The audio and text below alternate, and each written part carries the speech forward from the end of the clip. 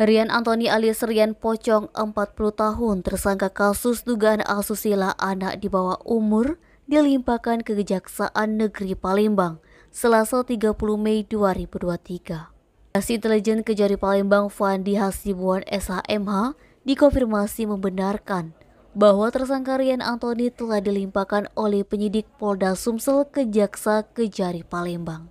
Tersangka Rian Pocong sebagaimana berkas yang dilimpahkan didakwa melakukan tindak pidana asusila. Adapun pasal yang disangkakan terhadap tersangka Rian Pocong yakni pasal 82 ayat 1 Jungto pasal 76E Undang-Undang Nomor 35 Tahun 2014 tentang perlindungan anak.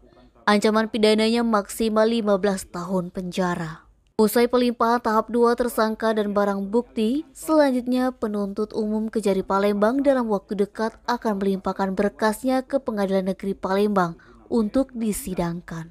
Saat ini tersangka Rian dilakukan penahanan sementara di rutan Pak Jo Palembang guna proses hukum lebih lanjut.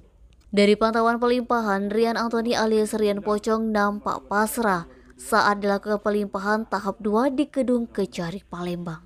Dari balik jeruji besi ruang tahanan sementara Kejari Palembang, nampak Rian Pocong tidak lagi mengenakan pakaian pocong seperti yang pernah viral beberapa waktu lalu.